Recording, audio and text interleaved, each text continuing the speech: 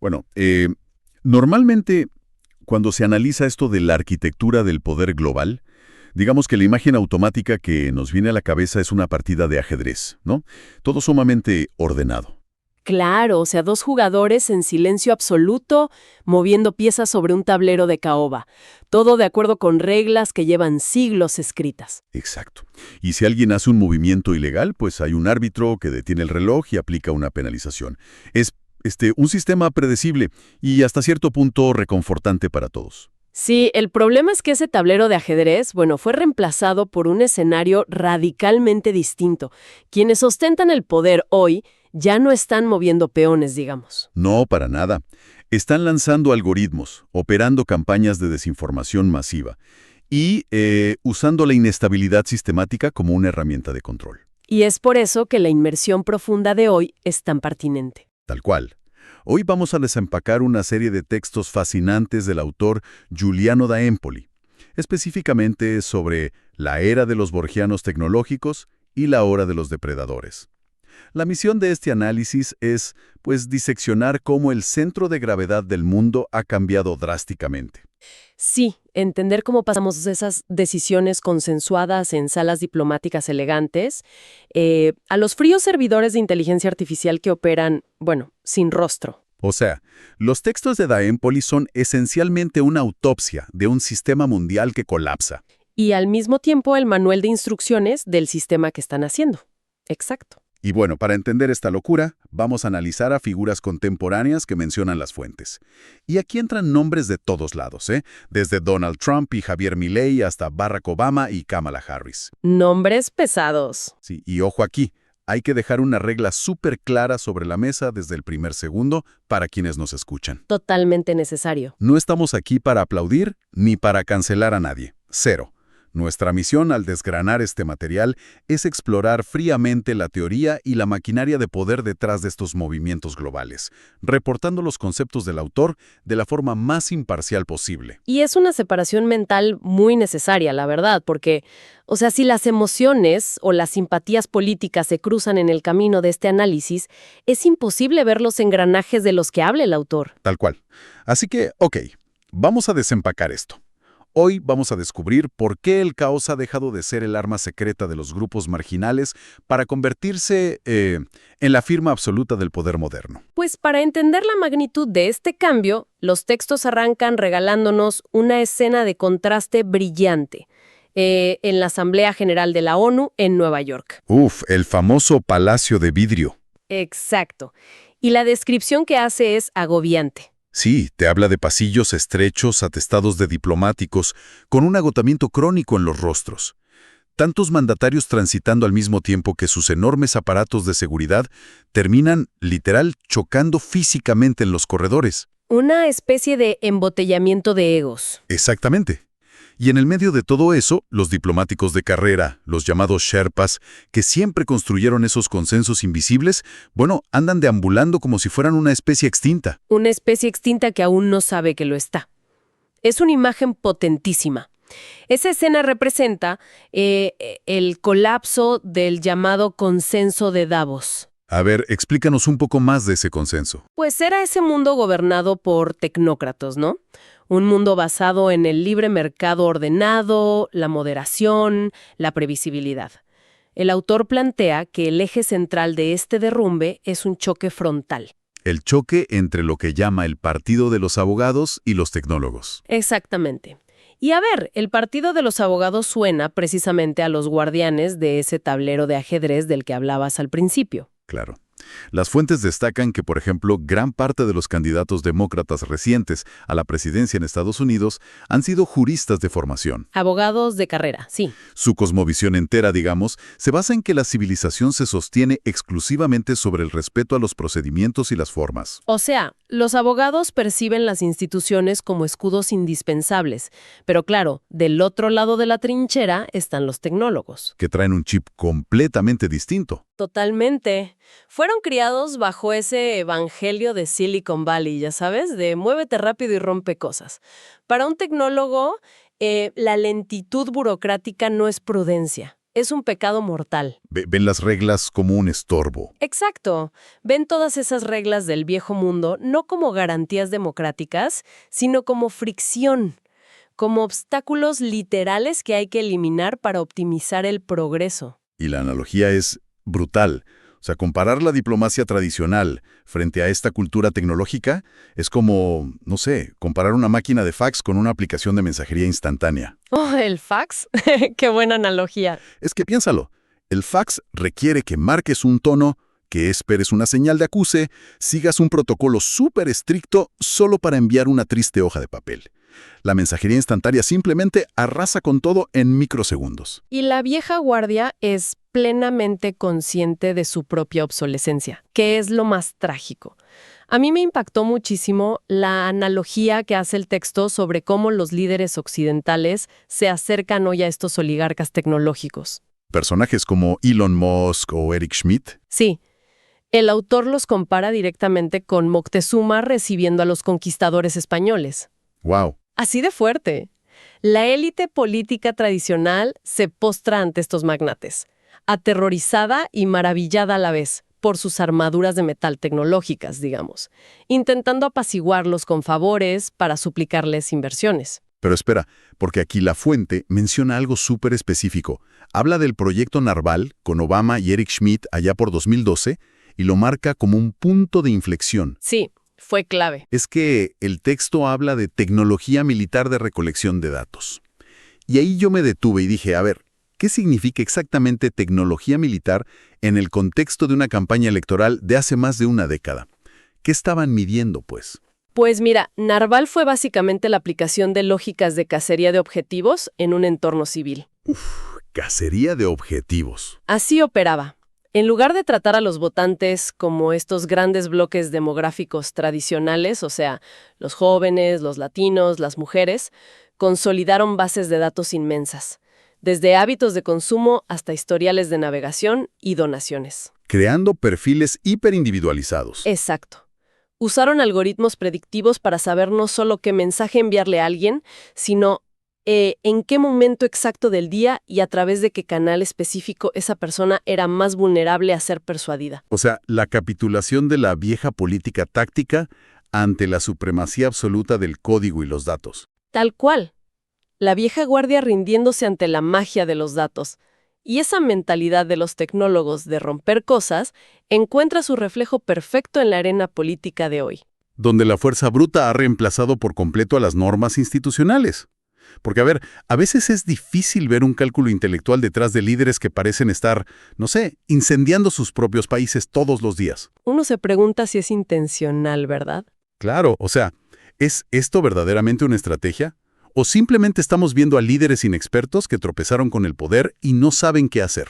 Bueno, según el análisis de Da Empoli, no hay nada de inexperiencia en esto. Es un diseño meticuloso. Y aquí es donde entra el arquetipo del líder borgiano. Que está inspirado directamente en Nicolás Maquiavelo y en la figura histórica de César Borgia, ¿no? Sí, exacto. Porque César Borgia no buscaba sentarse a firmar acuerdos con abogados. Él buscaba la aniquilación de sus rivales. Hay un evento que el texto rescata, la Noche de Senigallia. Un ejemplo perfecto. Resulta que César Borgia tenía una rebelión interna de sus propios capitanes mercenarios. En lugar de someterlos a un proceso legal o de entablar una guerra larguísima y costosa, hizo algo impensable. ¿Los invitó a cenar? Los invitó a un suntuoso banquete de reconciliación. Los recibió con abrazos, con sonrisas, y en el instante mismo en que bajaron la guardia, los ejecutó a todos por sorpresa. ¡Qué frialdad! Y la traducción moderna de esto, según el autor, es que el poder, hoy, ya no busca legitimidad procesal, busca la estupefacción. Estupefacción. O sea, dejar a tus rivales tan pero tan conmocionados que ni siquiera puedan procesar cómo responder a lo que acaba de pasar. Exactamente. Parálisis total. Y cuando vemos el caso de Mohammed bin Salman, conocido como MBS en Arabia Saudita por ahí de 2017, la táctica es idéntica a la de Borgia. O sea, MBS invita a la élite de su país, unos 350 príncipes y empresarios superpoderosos, a una supuesta recepción. En el ultralujoso hotel Ritz-Carlton en Riad, Un banquete trampa, en pleno siglo XXI. Tal cual, un banquete trampa. Llegan al hotel y la Guardia Real les decomisa los teléfonos inmediatamente en la puerta. Les entregan 12 mudas de ropa interior blanca a cada uno y transforman un hotel de 5 estrellas en un centro de interrogatorios y coerción física. ¡De locos! Todo para quebrar a sus rivales internos y confiscar miles de millones de dólares. Cero juicios, ¿eh? Cero abogados defensores. El fondo, que es esta acción temeraria y la reestructuración del poder, aplasta por completo a la forma. Que sería el debido proceso, claro. Y esa estupefacción funciona de maravilla porque paraliza los sistemas tradicionales de respuesta. Las normas legales simplemente se hacen añicos cuando se enfrentan a un depredador que está dispuesto a ignorarlas por completo.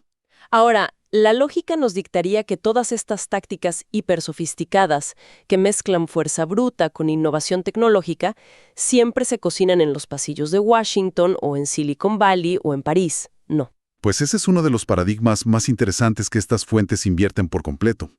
La trayectoria de la innovación política ha cambiado de dirección. ¿De qué manera? La periferia del mundo ya no es simplemente un receptor pasivo de las ideas del centro. Ahora funciona como un inmenso campo de pruebas.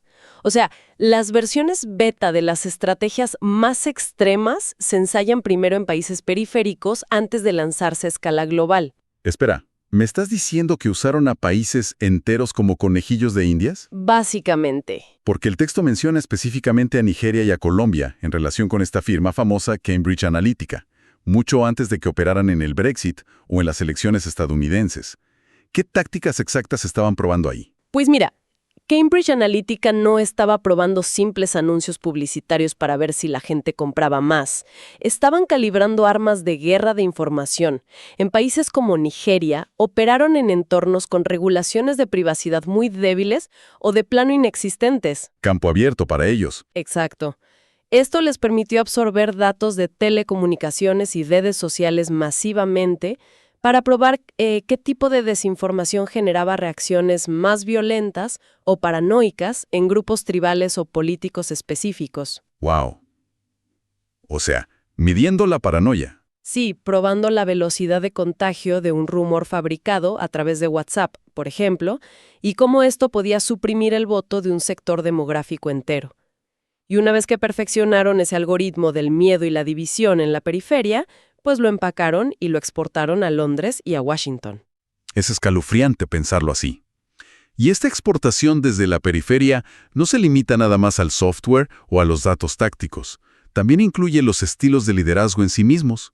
Claro, los modelos de poder. Las fuentes nos llevan, por ejemplo, a El Salvador con Nayib Bukele. Y el texto hace un retrato fascinante de él.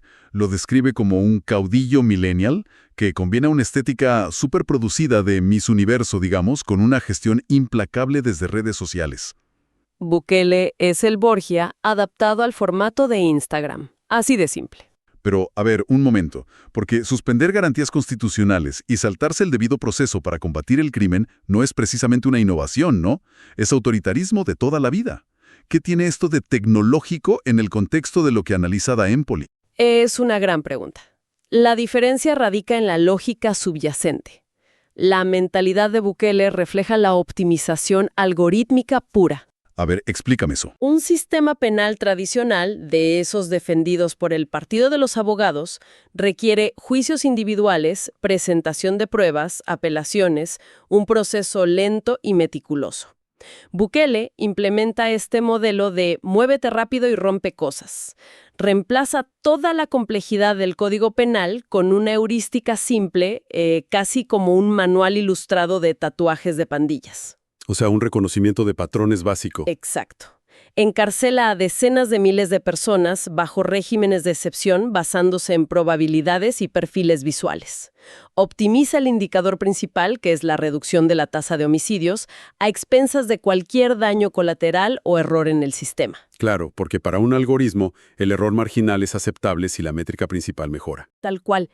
Y paralelamente, adopta el Bitcoin como moneda de curso legal, demostrando el mismo nivel de desprecio por la burocracia financiera internacional que por la burocracia judicial. Y siguiendo en esta misma línea de laboratorios periféricos, los textos aterrizan en Argentina. Posicionan a Javier Milei como la encarnación más pura del arquetipo borgiano en la actualidad. una figura que, sacudió la política, blandiendo literalmente una motosierra en campaña. Y la figura de Milei es crucial en este análisis, porque consolida la alianza entre los líderes depredadores y los señores tecnológicos. ¿Cómo se da esa alianza ahí? El autor señala que Argentina se está ofreciendo al mundo no solo como un mercado, sino como un territorio vasto, desregulado, un terreno libre de esas asfixiantes normativas europeas sobre el clima o los monopolios tecnológicos. O sea, un paraíso para los tecnólogos. Exactamente. Un espacio dispuesto a entregar infraestructura crítica. Por ejemplo, facilitar la construcción de enormes instalaciones nucleares ¿para qué? Para alimentar la voraz demanda energética de los servidores de inteligencia artificial que corporaciones inmensas necesitan expandir frenéticamente y sin trabas. Y esto me lleva a una disonancia tremenda al leer estos textos. Porque, si un líder desmantela el Estado de Derecho, suspende derechos civiles y gobierna por decreto o por pura estupefacción, ¿por qué la reacción de la ciudadanía no es de rechazo masivo? Uno pensaría que saldrían a las calles a protestar, ¿no? Claro, pero al contrario, muchas de estas figuras gozan de una popularidad avasalladora. Es desconcertante. Pues ese es el triunfo absoluto de la narrativa contemporánea de estos líderes. Han logrado que una inmensa mayoría de la población perciba el concepto mismo de la ley no como un refugio o una garantía, sino como un inmenso y sofisticado fraude. ¿Un fraude? Sí, ven a las instituciones legales como un complot elitista diseñado exclusivamente para proteger los privilegios de los de arriba y asfixiar la voluntad del pueblo. ¡Wow! Tiene sentido. Los textos de hechos citan a Shakespeare en su obra Enrique IV, con esa frase famosa de «Lo primero que hay que hacer es matar a todos los abogados». Es una pulsión atávica muy antigua. Cuando hay una frustración económica profunda en la sociedad, el burócrata meticuloso que te exige respetar los procedimientos se convierte en el enemigo público número uno. Claro, porque para el ciudadano de a pie, que está sufriendo, ese abogado institucionalista no está defendiendo la democracia, solo está ganando tiempo para que los corruptos escapen. Exactamente. Y quienes capitalizan magistralmente esta furia son unas figuras operativas que el autor bautiza como los ingenieros del caos. Así, los tipos que no están en las boletas electorales, sino operando en las sombras. Los verdaderos arquitectos. Uno de ellos que mencionan es Vladislav Surkov, el estratega clave de Vladimir Putin. Pero hay un salto conceptual bien extraño aquí en el texto. Las fuentes dicen que Surkov aplicó la ley física de la entropía a la política. Y ahí yo hago una pausa y digo, ¿cómo conviertes un concepto de la termodinámica, que habla de que los sistemas tienden al desorden, en una estrategia gubernamental? Pues que la genialidad perversa de Surkov fue entender que un sistema cerrado, como lo es un régimen político autoritario, acumula presión interna y descontento, inevitablemente. Como una olla de presión. Tal cual. Y para que esa caldera no explote por dentro, tienes que abrir una válvula y exportar ese caos. Entonces, ¿qué hizo Surkov? Orquestó la financiación de grupos radicales, movimientos separatistas e incluso fuerzas políticas opuestas entre sí, todo de manera simultánea. O sea, financiaba a ambos bandos. A ambos bandos, tanto dentro como fuera de sus fronteras. Al generar inestabilidad constante en lugares como Ucrania o en la política de Occidente, y al patrocinar corrientes contradictorias en casa, crea una niebla espesa, donde la verdad objetiva simplemente desaparece. Entiendo. Entonces, el ciudadano ruso mira hacia el exterior, ve puro caos democrático, y concluye que la mano dura interna es el único refugio seguro. Exacto.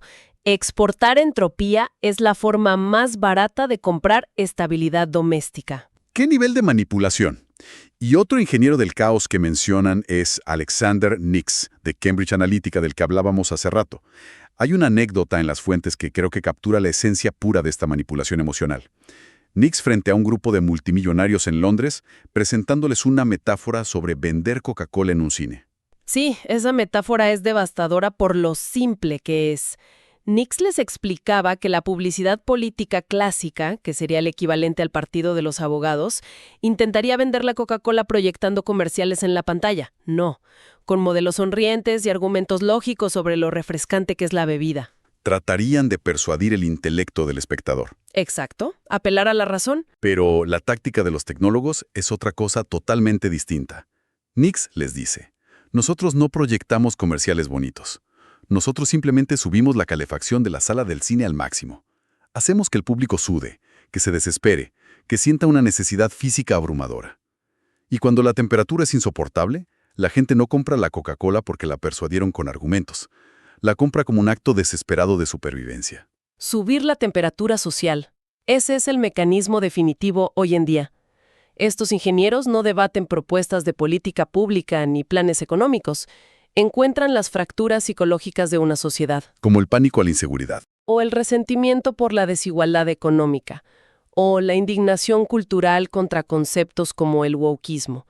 Encuentran esa herida, introducen el dedo en la llaga y amplifican el dolor a través de algoritmos en redes sociales hasta que la población entera está en un estado de ebullición constante. Y al reflexionar sobre esa anécdota del cine, resulta bastante perturbador darse cuenta de que, pues no estamos participando en un debate de ideas. Nuestra propia angustia, nuestra indignación al leer una noticia tendenciosa por la mañana, se convierte en el combustible literal de esta maquinaria. O sea, nosotros somos el carbón en el horno de esta locomotora borgiana. Es una imagen fuerte, pero es real. Y lo cual nos arrastra, digamos, a la fase final de los textos. Si unes a los líderes borgianos que desprecian los procedimientos, a los ingenieros que suben la temperatura social y a una población que exige soluciones fulminantes a cualquier costo, te das cuenta de algo.